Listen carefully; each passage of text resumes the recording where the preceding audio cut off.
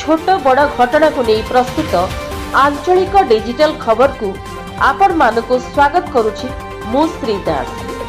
आभासी माध्यम जमीपटा प्रदान समारोह को शुभारंभ करिले मान्यवर मुख्यमंत्री। बालेश्वर जिले में उपकृत हेबे 5280 सिक्किम खाताधारी।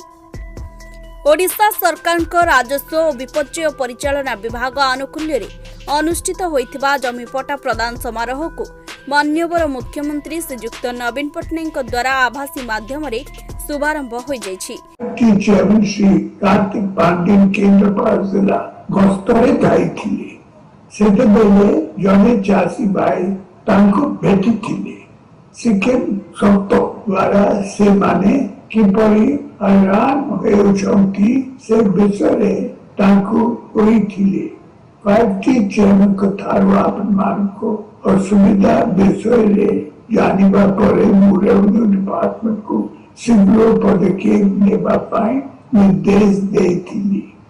मु बहुत खुशी जे आज हमरो सिक्किम मानकर बहुत दिनरो जमी समस्या रो आज समाधान होइछि।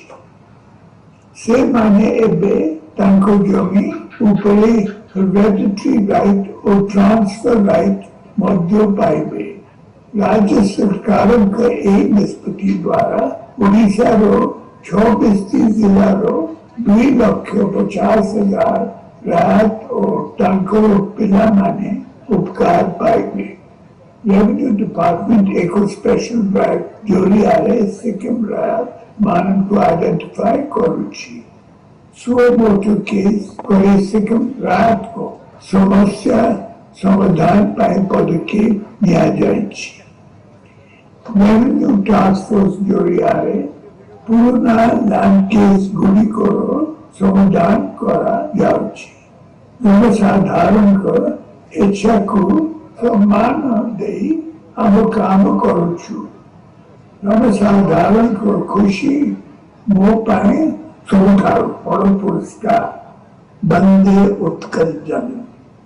एही परिप्रेक्षी में बालेश्वर जिलापाल श्रीयुक्त दत्तात्रेय भाऊ साहेब सिंधे सभापतित्व में पद्मावती पार्क आयोजित स्वतंत्र कार्यक्रम मुख्य अतिथि भाव ओडिशा सरकार पर्यटन ओडिया भाषा साहित्य और संस्कृति तथा अबकारी विभाग मान्यवर मंत्री श्रीयुक्त अश्विनी कुमार पात्र जोग देथिबा बेले मान्यवर सांसद बालेश्वर श्रीयुक्त प्रताप चंद्र षडंगी, मान्यवर विधायक बालेश्वर सदर श्रीयुक्त स्वरूप दास, मान्यवर विधायक सिमुलिया श्रीयुक्त ज्योति प्रकाश पाणिग्राही, मान्यवर विधायक रेमुणा श्रीयुक्त सुधांशेखर परिडा, मान्यवर विधायक स्वर श्रीयुक्त परशुराम धड़ा, बालेश्वर जिला परिषद अध्यक्ष श्रीयुक्त नारायण प्रधान प्रमुख योगदान करथिले।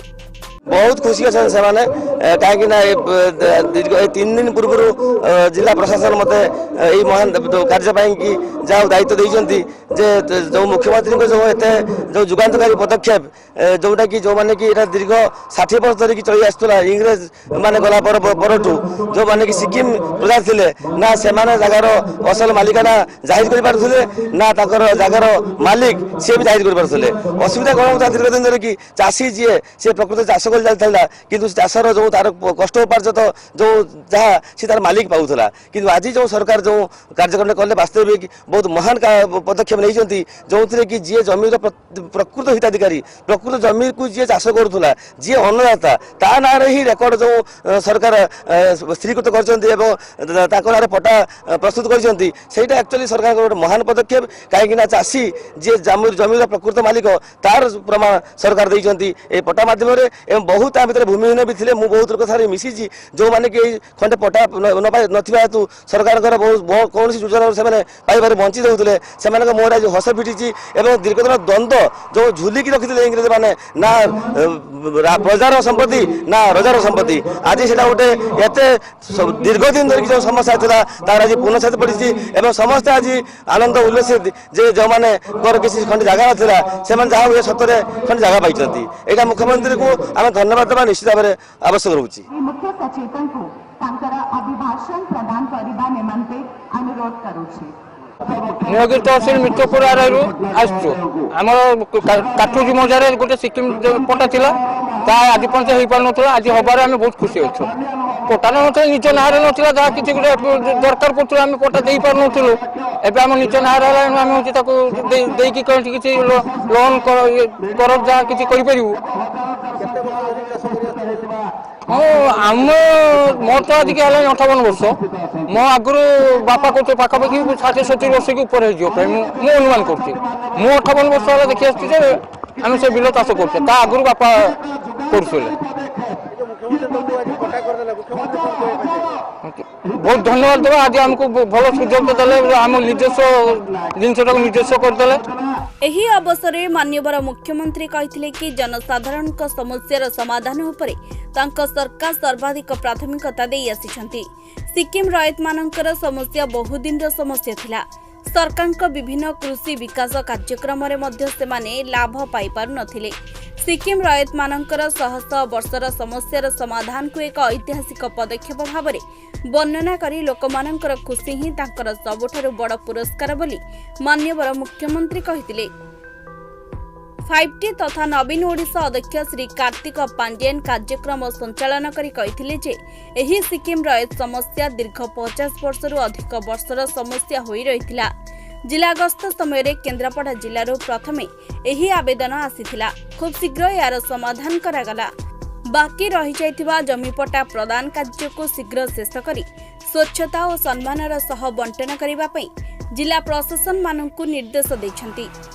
ମୁଁ ବହୁତ ଖୁସି ମୁଁ ହେମନ୍ତ ନାୟକ ସଦର block Sargaon RI circle Padmapur panchayat Padmapur गाँव हेमंत नायक मु आज मान्यवर नवीन पट्टनायक को धन्यवाद देवा सहित विके पांड्यान एवं विजु जनता दल कर्मकर्ता मानक अशेष अशेष धन्यवाद दूसरी कहीं मो तरफ मो निजस्व तरफ धन्यवाद आउ थे जनावि मु गत डिसेम्बर 9 तारिख मोर हार्ट ओपन सर्जरी होती विजु पट्टनायक दायद नवीन पट्टनायक देता जो विजु स्वास्थ्य कल्याण कार्ड रे मु बहुत उपकृत होती